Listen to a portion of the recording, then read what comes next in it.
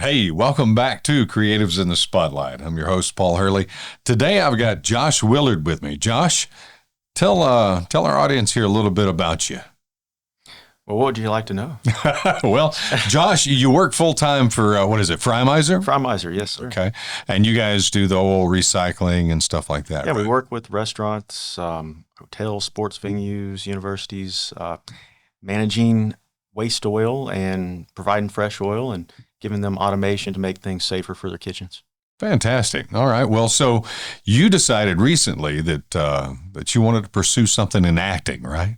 Yeah, well, and you played a big part in that. Well, yeah, I did. You mentioned that you were interested in it. Yeah. We did that commercial for Frymiser. For Frymiser, you brought a great crew in, and for a moment, you asked me to sit over at a bench so the camera angles could get worked out correctly, and you were like, "Hey, maybe you ought to try this." And I'd never really give it any thought, and you made me start thinking. So, well, I mean, you've got the look, so and I appreciate that. I'm not sure what the look is supposed to be. Well, it's you either have it or you don't. And your mannerisms, the way you carry yourself, you're very professional, and I enjoyed working with you. So, we took off from that experience doing the commercial, and an opportunity came up with another film, and I needed some deputies for that film. So I was like, I know a guy, So I thought, we'll bring you in, let you kind of test the waters. So your first time on set, tell me a little bit about what was going through your mind when you pull up and you're sitting there in the parking lot and you're waiting, or, you're kind of anticipating things. Tell me what was going through your head. Yeah, well, I was really excited that you called me and brought me in on that project. So, and I met Matt before from some of the commercials for the company. So, you provided the uniform for the shoot, and I showed up to the place, dressed for the most part, prepared. And honestly, from my experience when we filmed the commercials for the company, I wasn't too nervous when arriving for this most recent thing. So I was just really curious more than anything. Right. I wanted to see how that would work in comparison to how a simple commercial for a company would be. So I think both of them are very fascinating. I love seeing how everybody works and the vision the directors have for to make everything look the part it should be, and how I think the biggest thing for what we just did was how things change on the fly, and they can, whether it was lighting or with the time of the day and whatnot. But no, when I arrived, I wasn't too nervous. I was more ambitious. I wanted to see, I wanted to get to the site.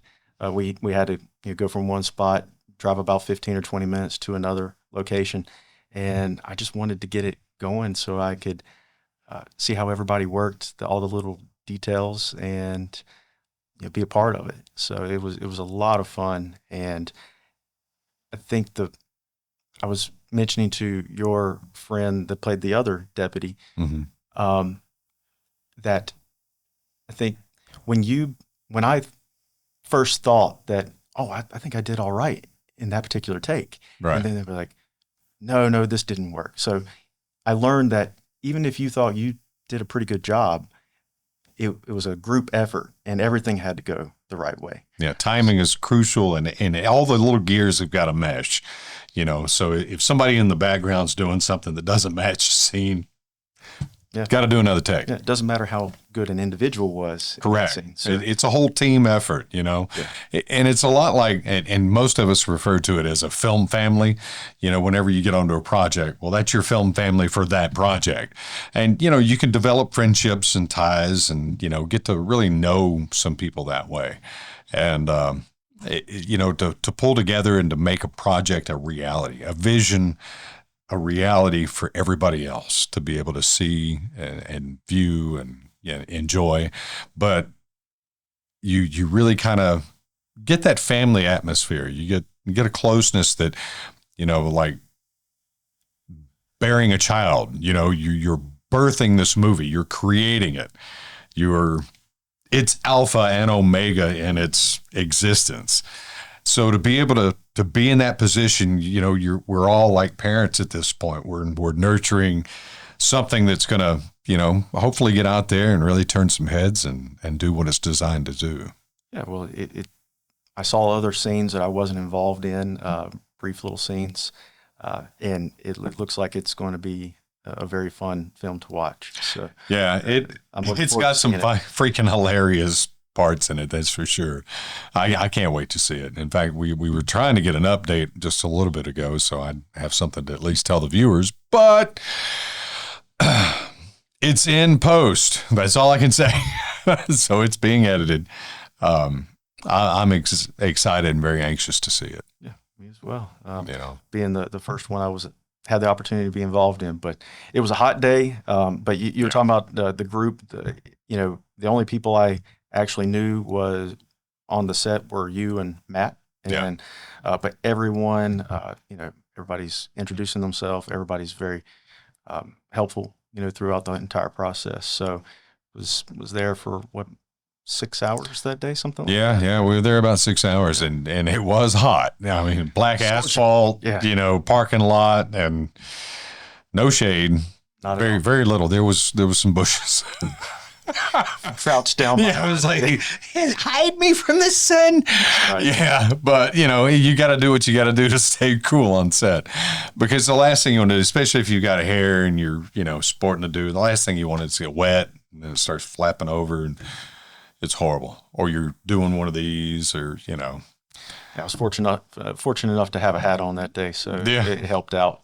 But the clothes were soaked, and but once they got wet, I guess they looked like nothing was wrong, because they were just all one uniform color.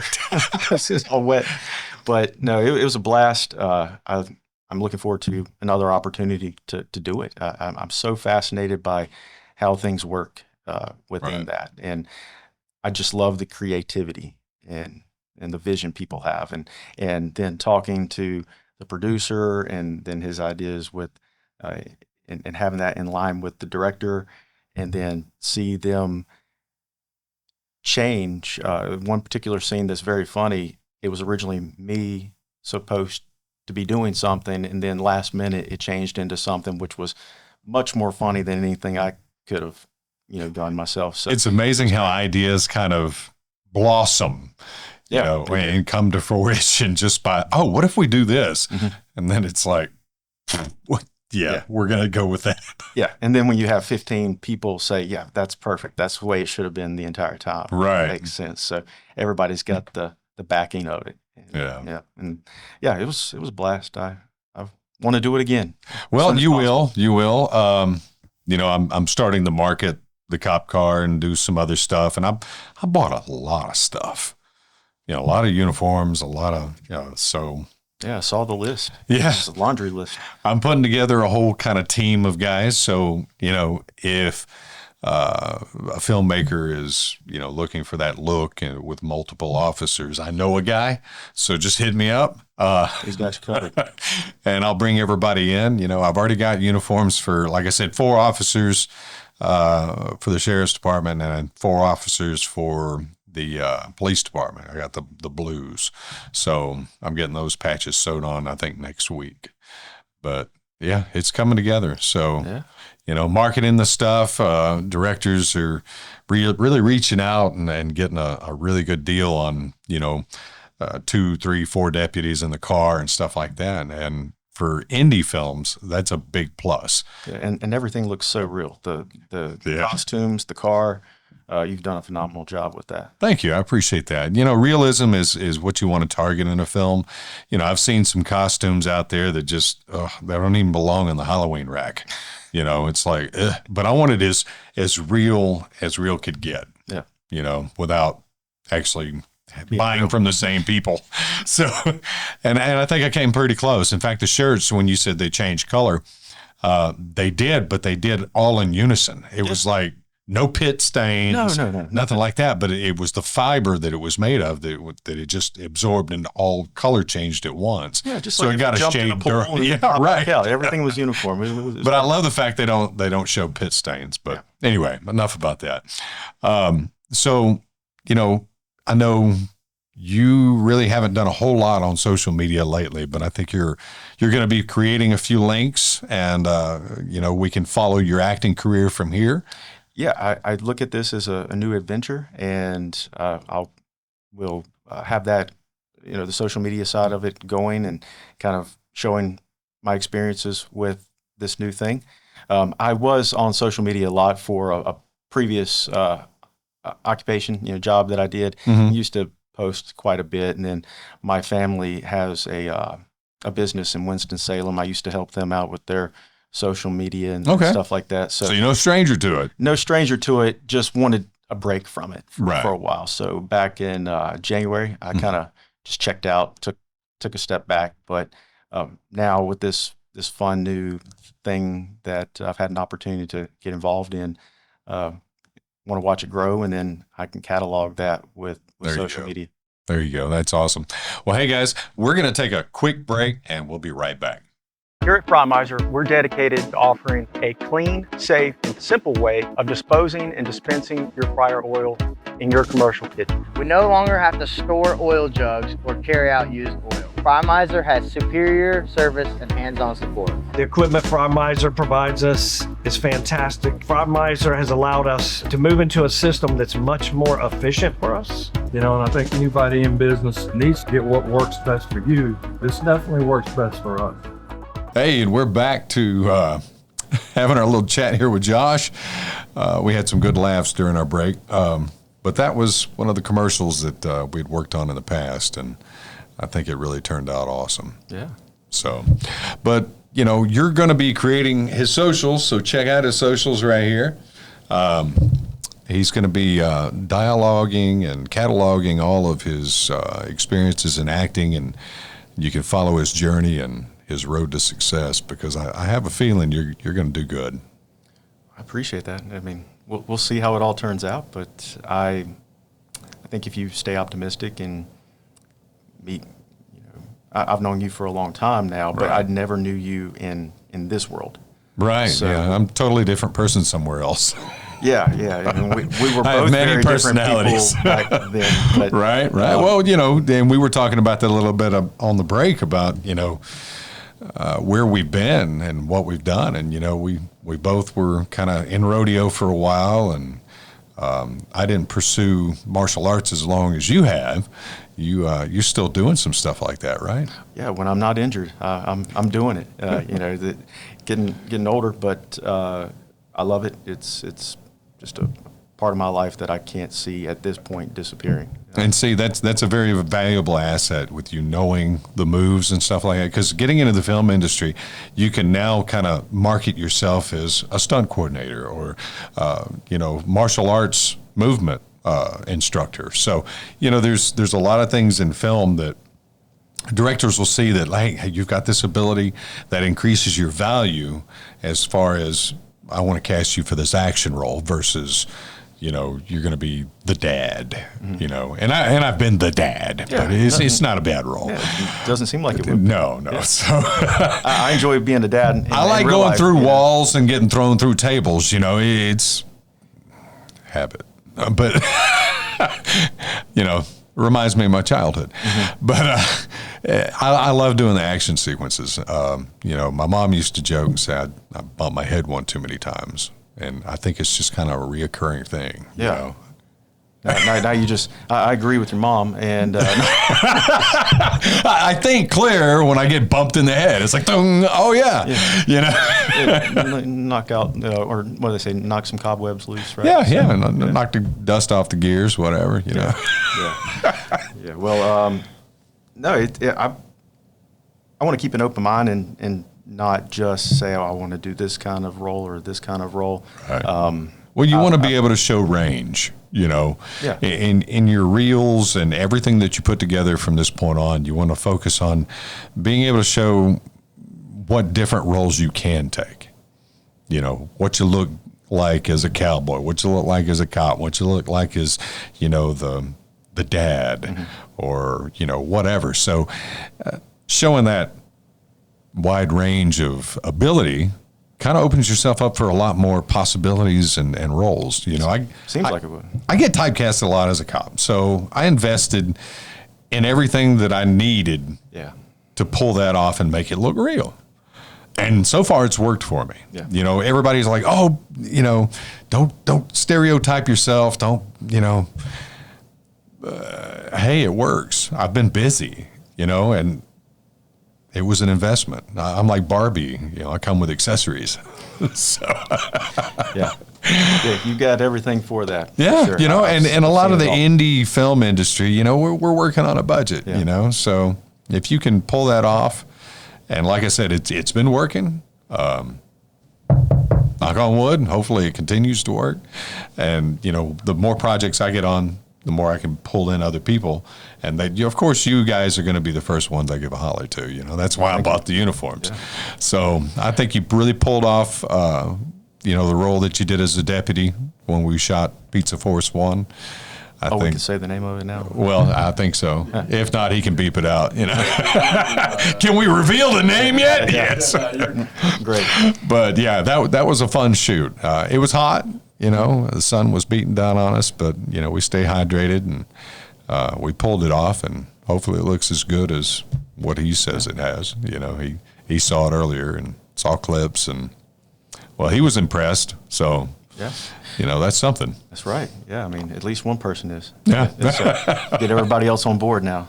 There you go. But yeah, you're talking about the range and life experiences, and that was after we had done the commercial for Fry Miser, Right. back in kind of late winter, I guess it was, and you had mentioned like, hey, maybe you ought to try this, and so we talked about it on the phone a lot, and we've known each other for a long time. I think probably in the neighborhood of 11 or 12 years. Yeah, I think when it's I first been a met. while. So Yeah. I've known your brother for about 15 or 16, something. Yeah. Actually close to 17, I think, at this point.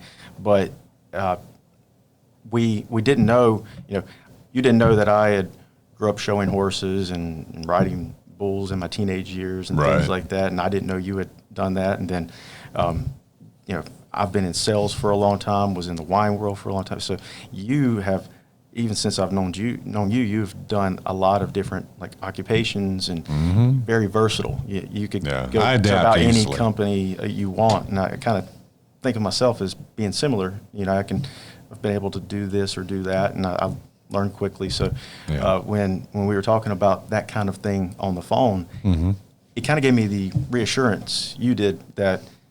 Yeah, you could handle this. You could do Yeah, this. you pull this off. Yeah, I got so- faith in you. You know, that's many years I was a bouncer, and you know, it was just a perfect part-time gig. You know, I made money at it. I was good at it, but you really get to kind of not really judge character, but you weigh and measure everybody in the room. Yeah. And you can usually pinpoint who's going to be a problem, who's got potential or not, you know. Yeah. So, you know, the interactions that we've had, the more I got in the film industry, I was like, you know what? I think you'd be a good fit. You know, if you can deal with the heat and the snacks and the pizza rolls and the tacos, you know. I can handle that. And every now and then they usually have a really big, good dinner, you know, catered in. If they get a sponsor for the movie or the video or whatever project you're on, if they get a good, decent sponsor, you'll be bloated. I know. I did not leave the table or the set hungry. Yeah. Yeah. You've told me about a couple of them. So Yeah. I think, you know, just the excitement of being able to do it for the first time, because although I have a very small speaking role in the commercial, you know, for Fry Miser, it's and honestly, I was a little nervous on that because it was the first time I'd had, other than just me with a cell phone talking on social media, other people filming me. And then the lines that we put together were put together 15, 20 minutes before it was filmed. There wasn't a Right. You rehearsed didn't have thing. any time to rehearse. Yeah, so it was just read it a few, you know, Yeah. 4 or 5 sentences a few times, and then repeat it the best way without And making you know, it sound. it was after that I thought, you know what, you might actually be good at this. Thanks. I guess I proved myself. You're right. You had no time to go over the script, and you were like, oh, dang. But you pulled it off. It looked great. Yeah. Well, hopefully I didn't look too nervous, but No. I was happy with. But how in that all went. honesty, the imperfections in a video like that are actually its biggest selling points, because they can tell it's real. Mm-hmm. You know, when you came in on that and it was your first time in front of the camera, you could tell it was your first time on the camera. Mm-hmm. But that was what the beauty of it, because you weren't like a paid actor that's just promoting and reading. You know, you were actually the guy of the company that you were doing the commercial for. So, you know, you had that raw, you know, hey, this is me. I don't really do this, but this is what I do. Yeah. And it worked. You know, every time I see it, I'm like, damn, you pulled that off. And you did, with just minutes of going over the script. Yeah, it wasn't long. Yeah, and it was me. And we didn't do too many takes. You know, you did, think, 2 or 3 takes, different angles, and that was it. 2 or 3 of each I was angle. like, that's nice. You did good. So, you know, and the more opportunities that present themselves, of course, the more we're going to find ourselves in front of camera. So, And I think that's maybe with Pizza Force 1 why maybe I wasn't as nervous. I knew I had no speaking roles. right. It was just I don't have any there lines to cram right before action. Exactly. So, well, once again, I wasn't nervous at all. I was That's having awesome. a blast. That whole day, I was just so happy to be involved with it. And the ride home, you know, sunroof was open. I mean, it was hot, but, you know, once the windows were down, I was, you know, listening to music. And Kind of changes your whole perception of the things, whole day doesn't it? was Yeah, just better. wonderful. Yeah. Yeah. It was just a great day. I got home and just still had this same big smile on my face. So it was. I did a thing. Yep. But I'm excited to see the finished product with that, and then I mean, I you know, I know you said if there are more roles involved with being a cop, that I could help you out with that, but just anything, you know, just if it's something that I know how to do is, you know, put on cowboy boots and be a cowboy, or if it's you know, something in the mixed martial arts world, you know, as long as my back's feeling okay, I'm doing that 4 or 5 days a week. Awesome. And you know, I think part of it keeps me healthy, like keeps me limber, keeps me moving, and keeps me humble. Oh yeah, it will. And you need to be humbled occasionally. Mm-hmm. And that I think is the biggest important discipline, and being humbled. You know, somebody's always going to be better at you at something. Yeah. Or me growing up, it was always somebody's going to have a faster car. You know, because I was a gearhead growing up. Me too. Was tearing stuff apart when I was 8. And anyway, long story short, there's always somebody that's going to be a little faster, a little better. You know, and hey, great. I love a challenge. Mm-hmm. You know, if you're up here and I'm down here, well, then what do I need to do to get up here? You know? Yeah. So you need somebody that is there to challenge you so it can make you better. Absolutely. I know before this started, the podcast started, we were talking about the book I had recently started listening to, audiobook, and they're talking about 4 main behavior types with people, and you know, each behavior type, one of those is talking about like someone who needs to be challenged constantly, and they're going to they sometimes see brash or they're not caring about other people, but they're not meaning to be like that. They want to, they're goal oriented, and they want to get to the goal, whichever way is the fastest way, straight line kind of way. Right. So I think your personality is somewhat like that. You know, your behavior is somewhat. A little bit. You know, I've learned to limit, you know, myself as far as what I do socially. And there's a reason for that, because some people get so focused on getting to the top as quickly as they can that sometimes it's almost annoying, you know, and it's like, just enjoy the ride, you know? If you stay the course, you're still going to get there, but sometimes you can get too much, you know? You got to know when you need to push or when you need to back off. And me, I've been in sales for about 15 years now, and I never try to be a pushy person. Fortunately, I've always been able to sell things that I believed in and I knew a lot about. So I think people see more passion, for it and understanding, where I don't have to be the slick sales guy or Right. something like that. And they understand that I can just be honest about the product and believe in the product itself. So that's helpful. But there's times where you push really hard, goal oriented, Right. and times where you need to take a step back and kind of examine everything. You don't want to. Because you might be neglecting something, Absolutely. that you were overlooking because you were staying tunnel vision focused. Yeah. You got to stop and smell the roses, so to speak. That's it. Perfectly said. Well, brother, I really appreciate you coming on the show tonight. Thank you really very much appreciate you for having coming in. I know you got a long drive back tonight, so we'll wrap it up quick. But guys, be sure to follow Josh on his socials and watch his career grow, because I see a future for this guy. Thank you, Paul.